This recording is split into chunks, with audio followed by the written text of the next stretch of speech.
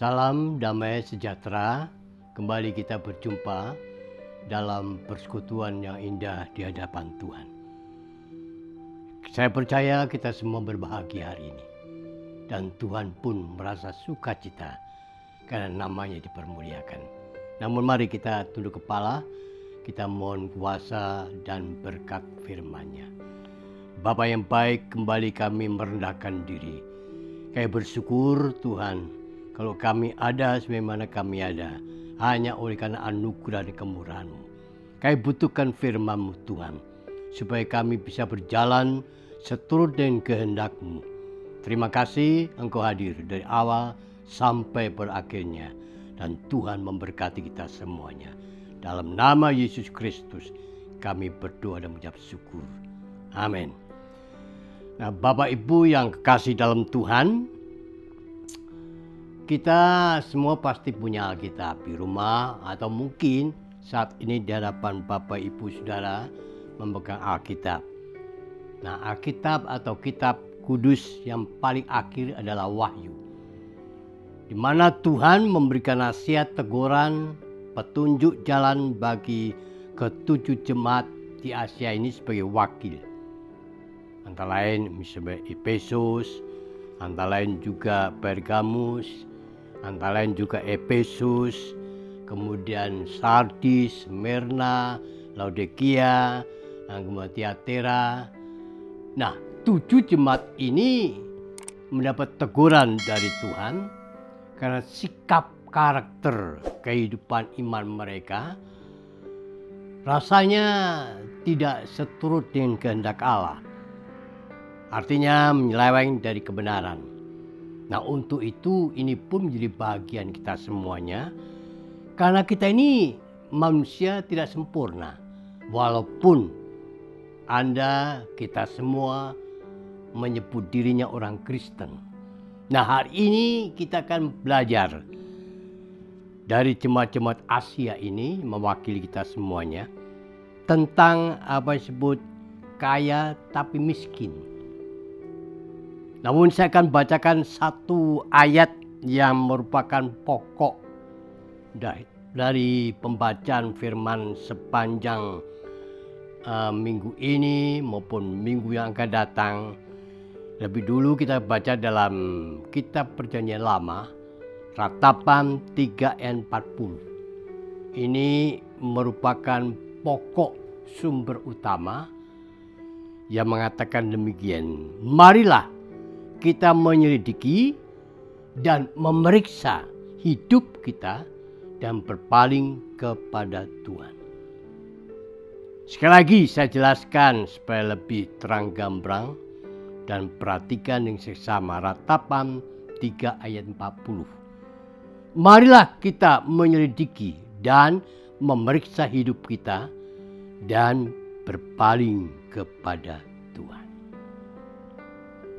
Nah, inilah satu ajaran nasihat ratapan Yeremia untuk secara intinya adalah kita selalu mengintrospeksi.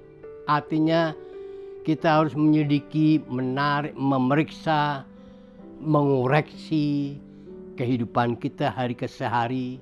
Apa yang telah kita lakukan, apa yang telah kita imani, cocok nggak dengan ajaran yang kita dengar di dalam keagamaan kita. Nah, dalam kitab Wahyu pasal 2 ayat 9, di sana dikatakan demikian. Wahyu pasal 2 ayat 9. Aku tahu kesusahanmu dan kemiskinanmu, namun engkau kaya. Kayanya bertentangannya. Kaya tapi miskin. Apa sih artinya ini? Aku tahu kesusahanmu dan kemiskinanmu, namun engkau kaya. Miskin kaya apa? Kaya apa yang dimaksudkan? Nah, kemiskinan di dalam pola Yunani itu berarti tidak memiliki apa-apa, kosong plong, nggak punya apa-apa. Nah, kemiskinan di Smyrna ini jemaatnya sangat sangat mentok, boleh katakan. Miskin parah ekonominya. Semua merata, melerat. Kesusahan, penganiayaan. Itu pandangan pemikiran manusiawi.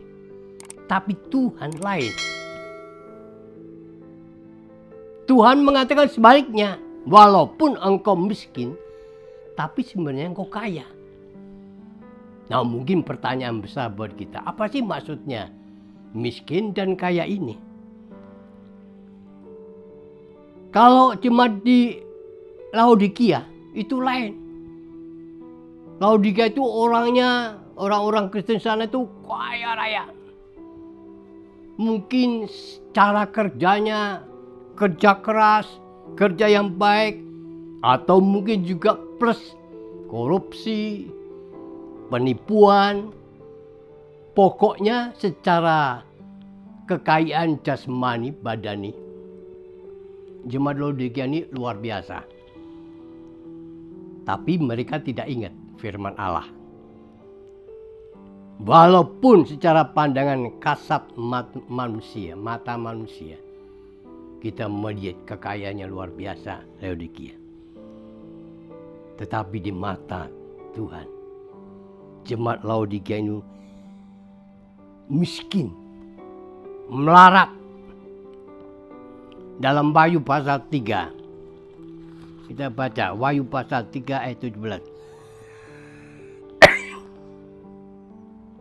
Karena engkau berkata, aku kaya, dan aku telah memperkayakan diriku, dan aku tidak kekurangan apa-apa.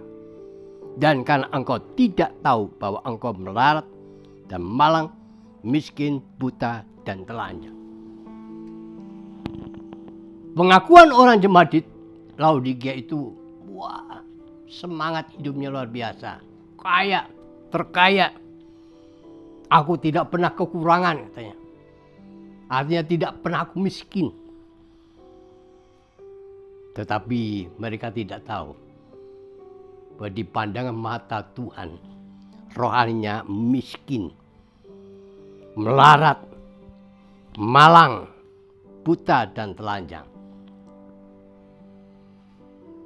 Jadi ayat yang disebutkan di dalam Wahyu pasal 2 ayat 9.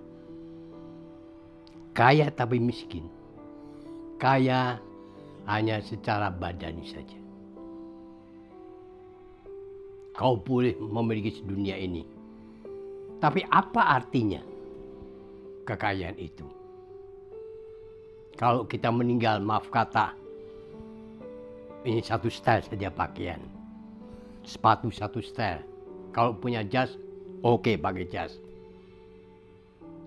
Kalau mereka almarhum atau ya almarhum katakan besok kalau aku meninggal pakai serba putih.